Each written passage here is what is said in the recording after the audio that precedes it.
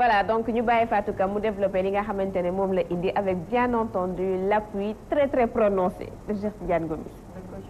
docteur Ba sax incha allah awa sax tout le monde ñëpp sauf yow. tàggul naa awa maa sax ci dul wax maa ngi koy tàggul bu baax ñi ko doon suivre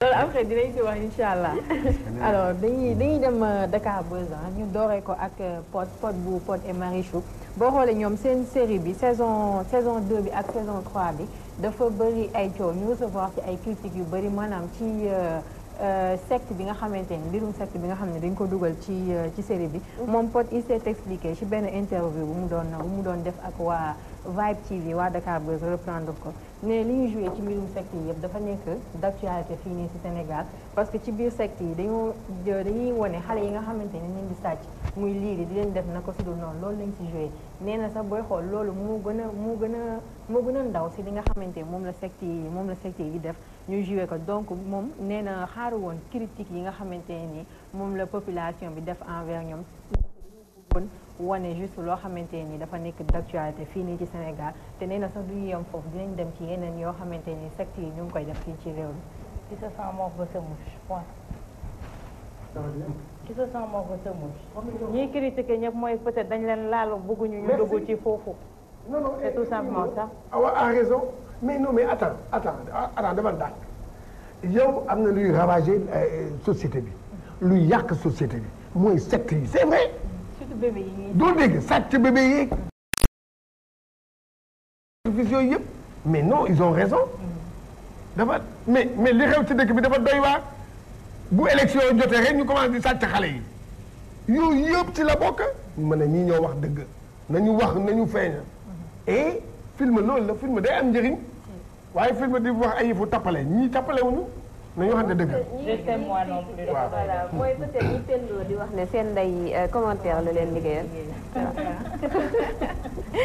ñu dem Sénégal wax ci Aïda Samb moom aussi ci benn interview bu mu doon def ñëwaat na ci problème yi nga xamante moo am ci seen milieu bi di milieu musique bi nee na le véritable problème mooy que ni ñoom artistes yi ñoo jubóowul seen biir kenn yéenewul sa morom jàmm nee na booy xool boo demee ay États-Unis yooyu noonu di nga gis ñaari artistes yoo xamante ni dañuy clashante après ñu ñëw ñoom ñaar def duo mais fii xalaatoo Sénégal sax gis ñaari artistes yu jigéen yoo xamante ni dañuy ñëw def duo juste parce que ku si nekk yaa ngi naan su ma defee kii duo moom mën na ma gën a fël alors que loolu c'est pas normal dañoo war a nekk benn pour musique sénégalaise bi ñu yóbbu ko à l'extérieur nee na mbalax bi fii kese la yam bu ñuy waxante dëgg mais yeggul extérieur te nee na bokk na aussi ci li ko gën a naqari yoo xamante ni mu ngi am ci seen milieu bi mooy da nga gis artiste boo xamante ni dafay produire soit nga def grand théâtre dem def spectacle mais bu ñu xëyee di laaj benn question la ñuy duñu laaj spectacle bi mu fa def nee na loolu aussi nekk na loo xamante ni rafetlu ko dara ci ñoom ci seen biir. alors bu fekkee ku ci nekk da ngay xalaat moom ni muy xalaatee c'est sûr que ay duo duñu am. oui effectivement non c'est vrai. c'est vrai pour le veuille ou non milieu show bi ci boppam ça ne se limite même pas aux chanteurs c'est le Sénégal en général sax nit ku nekk sax noonu la ñuy xalaatee dans les entreprises ak milieu boo dem noonu la ñuy xalaatee kii su ma ko jàppalee mu raw ma wala mu ëpp ma bayre te nee naa leen ñàkk gëmadi yàlla la soo gëmee ne allah kulli lu yàlla bind sa jëb yi balaa ngaa sàngoo suuf di nga ci jot di nga noppaliku. et puis fierté la war a nekk sax nga gis nit avancé nga xam ni que yow am na jéego boo am nga ci part de responsabilité. waaye nag tey jii coach moo ma jàppale bu ma àgg fi ma àgg niveau bi ma àgg. loolu fierté coach la. c'est vrai. Awa Diop Ndiaye moo ma jàppale ba ma àgg fii ma àgg. loolu fierté Awa Diop Ndiaye la man tey fu ma toog damay glorifié wu ne Aliou Ndiaye moo tax ma àgg fii ma àgg. qu'on le veuille ou non ku nekk dafa am foo jaar pour àgg fii ngeen àgg kenn tëb ne cëpp ci langue gi amul. waaye nag Awa Diop dafa am benn affaire boo xam tam man souvent bu may dégg artistes yi di wax man damay ñun suñu artistes yi yu bees yi nii ñoom dafa mel ni amuñu culture musique sénégalaise. nit boo ci yëngatu da ngay am culture bi dafa am solo. culture bi. ñun journaliste dañoo war a am suñu am culture xam suñu culture maanaam métier fii au Sénégal parce que man bu ma déggee lii man ñoom kii il faut que ñu xam ne la musique sénégalaise nii la mës a mel xiiroo ŋaayoo bi mais man bu may wax mais yeneen dee moo gënoon a gaaw bi yeneen mag yi maire yi. dama ne ñu doon def ay duo. dama ne déglu ma dama lay wax benn affaire nekk nañu Sorano di dóori ay coquette Sorano di dóori ay coquette wala génn ba ci yaa ma waxoon lii tuy di dóori coquette ma ne ay wéykat dégg nga di gaarawaale fii Star Band nekk fii Namboon nekk fii ñaari gars yi di gaarawaale dégg nga Youssou Ndour nekk fële ñoom xaw ma Samina El Hadj Ndiaye El Hadj Faye. li ngay wax est-ce que awa fekk na ko. non dama lay wax ça c'est la culture loolu man maa ngi gën a xam culture kii musique sénégalaise dañuy nekk di wax moom nan la. mais coach xar day weesu mbote nag itam war nañu def concurrence mais une concurrence saine comme ni mu ko waxee aux États-Unis da ngay gis ñaari rappeur clashante ba nga ne ñii dootuñu laalante suba nga gis rek ñu def duo. Awa Diop d'accord ma loolu bii passé rek yéen ñi gis ngeen ko ñaari rappeurs yi doon xeex Orly en France du gis ngeen kii boobu. Nicki Minaj yi def na ko fi c'est une réalité. non dama ne c'est une réalité. Claude François ak Johnny Hallyday daañu woon laalante nañu wax buñ ma bu tax ma indi fii histoire musique mondiale. 1920 nit da ngay am culture. ñii xamuñu dara. Charles je pense que loolu rubrique la. 1920. am culture amuñu benn culture seen musique ñoom mooy wéykat yu bees yi amuñu benn culture seen wéy ñoom fi ñuy wéy Sénégal xamuñu sax kan moo njëkk a wéy mbalax xamuñu ni mbalax bi xamuñu nii nag ñee démb ñan ñoo fi nekkoon lu ñu doon wéy xamuñu ko. loolu wax nañ xam nga Charles mere naa la trop tey waaye nag il faut ma créer rubrique boo xamante ne coach day toog defal ñu genèse. franchement ñëwoon billaahi wallaahi leer la. doom nee na ñu ngi foofu rubrique ñëwoon jéem. rubrique boobu baax na waaw coach. non fekkee mu ko. nga xamal ñu ñun ñi nga xam ne fekkee ñu woon. non fekkee mu ko mais dama kaa gëstu. xam nga man nii di wax ak yow. non man nii di wax ak yow. man sama papa musicien la woon footballeur la woon musicien la woon mais yooyu yëpp sama yaay dama ko doon wax may fekkee fii ay affaire yoo xam may ay grand yi di may wax da ngay xam culture da ngay am sa culture balaa ngay yëngatu ci dara dégg nga. man de xam naa ses talents de footballeur. waaw ma ses talents de musicien. au nom de sama papa de daal musique na. non déggoo li ma la xam naa ses parce que seetaan naa ko. mais xaw ma ses talents man. waaw il faut ñu xam loolu nag am nañu benn culture dañu nekk fii di kii rek kii te yow li nga wax du ñu ngi nii di xiiroo ngaayoo Pape Diouf fii kii fii Waly fii. ma daal gis nga Fatou Ka li ma sama commentaire mooy. du ma yem ci musicien rek. gis nga pour que Sénégal jëm kanam comme ni ñuy wax Sénégal émergent. pour mu am émergence il faut que nous tous qu'on lutte contre nos égos. c'est-à-dire l'égoïsme ne mène nulle part. gis nga tant que la solidarité et l'entraide nekkul fi et c'est ça le sens de la République aussi. le sens de la République c'est l'entraide, c'est la solidarité bañ na ko ba ñu naan le gouvernement a une mission de recouvrement et de redistribution. recouvrement mooy ñun ñëpp nu dajaloo. ñun ñëpp suñu dajalooy li nu am as tuut nu séddalewaat ko. recouvrement redistribution c'est ça la mission fondamentale de l'État. donc nous aussi individuellement nous devons lutter contre nos égos, développer la solidarité et l'entraide. sans quoi il n'y a pas de développement. parce que suñu yéenantewul jàmm fu ñu. gis nga benn góor gu mag nee na ma Amadou nit ku nekk saa yu yeewoo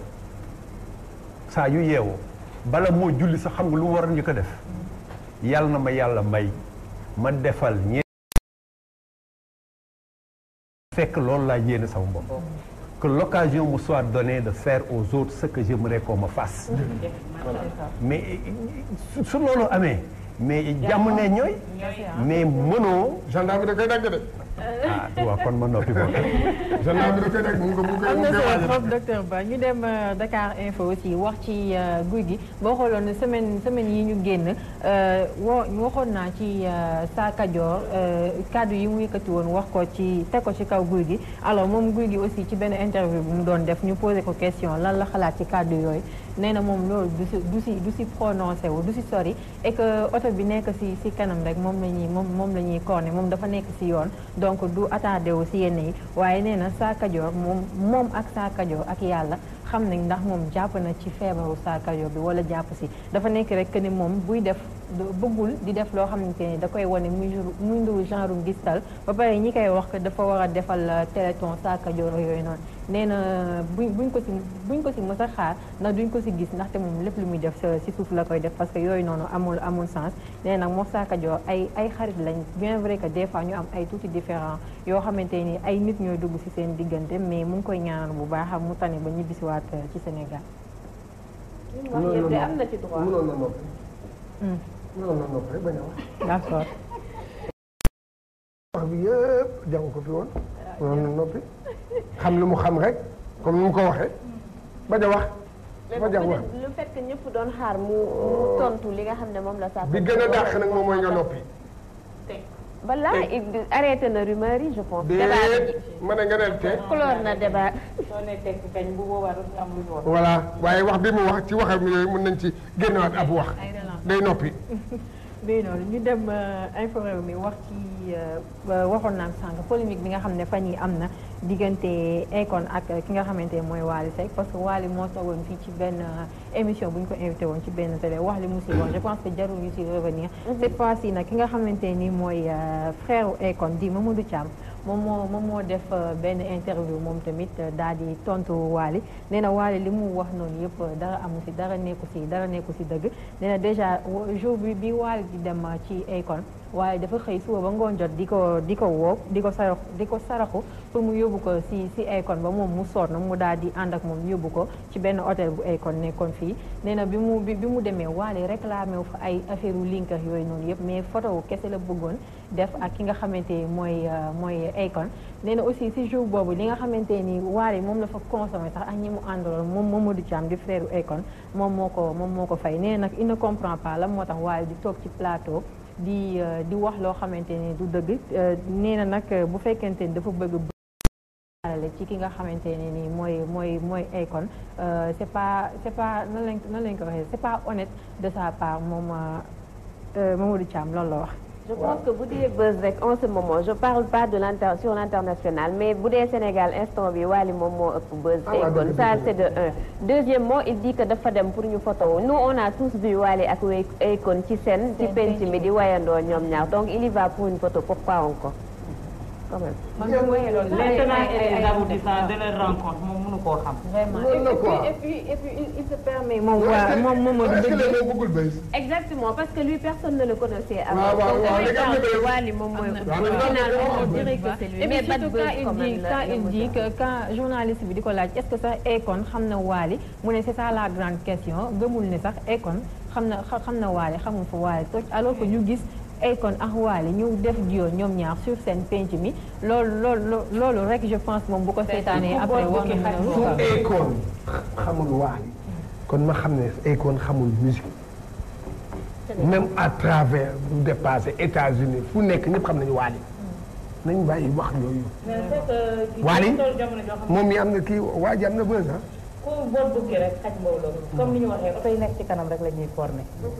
xam naa après dinañ waxaat fan si Wally yi waxati nañ comme ni nga koy waxee rek mais liggéey bi rek la ñuy def ñu dem Sénégal.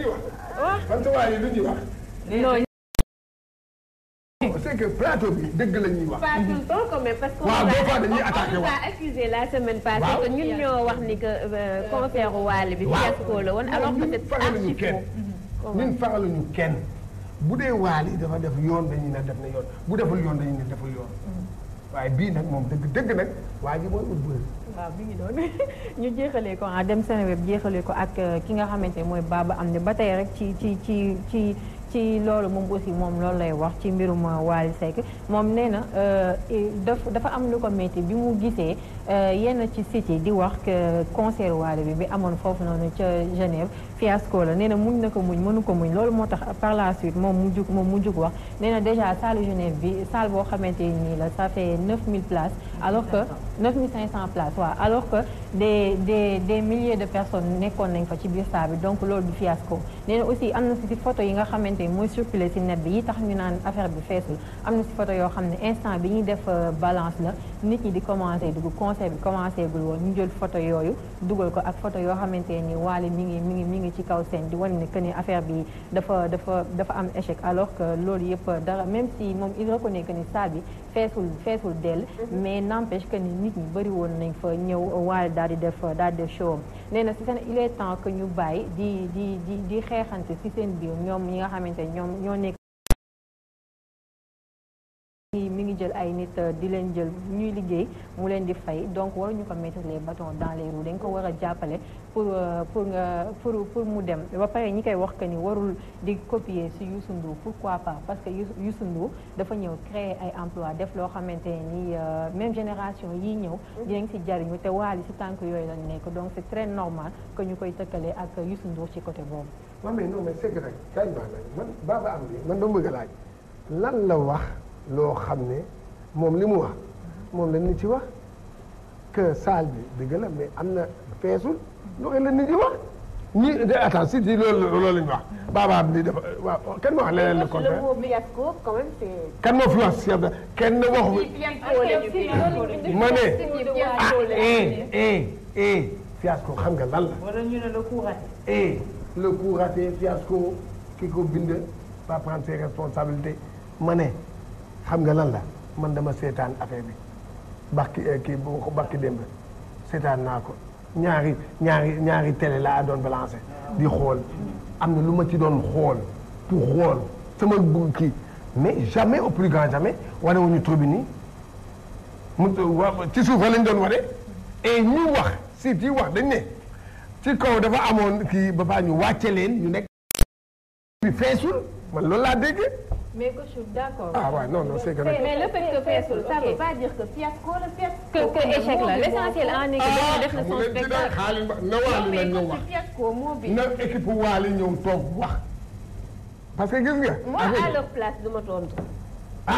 non ça fait partie de la communication gis nga boo yore comme boo yore structure boo xam sa kii mais ñëwal nee na démentir ko ak ay preuve neel ñi ne que lii fiasco moom wax na ba pare li mu wax ku ci nekk mën nga ci génne déduction bu la neex moom ne waaw lu mu wax dafa ne lii du ko teree def leneen kon nag am na aw jóg ça veut dire que ne xam nga keroog wax nañ fii c'est pas la peine même ñu ci revenir mais ni kii waxee une salle de 9500 places feesul dëgg la mais y avait des milliers de personnes yoo xamante ne jaxaloon na la ñu déplacé wu ñëw et ça liy wone grandeur artiste sur scène musoo gis kanamu Wally sax bu changé ne awma li ma doon xaar mer naa joué wu ma li ma war a joué il s'est donné à fond.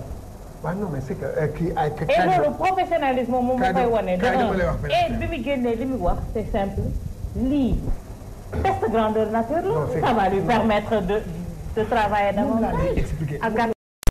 C'est tout simplement ça. quant à maanaam li nga xam ne moom mooy kii bi pour Wally kii non mais attends il y a son papa qui est là qui le gère et puis jour boobu y avait Ismaïla Lo mais ñooñu dañ ko encadré ne ko mais même bu amoon ñetti nit sax nañ ko ne mais Joël xam nga ñooñu xam la mais nag kenn xoolal xam nga lan la coow liñ fi coow li yëpp xam nga kan moo yore la vérité équipe Wally kese ñun li ñuy wax ni ñëpp dañuy wax di kii rek. mais coach même bu feesul du échec en fait je veux dire parce que c'était ta première fois. même Walf sax ne s'est pas fait en un seul jour coach nañ wax. non man waxuma la bul ma dugal rek. bul ma jaxase bul tax ne man ma dugg. préciser deux choses parce que fi mu nekk mu ngi tergiversé autour du mot fiasco. Ce n'est pas parce que salle bi fees na del que amul fiasco. Fiasco c'est simplement la désorganisation.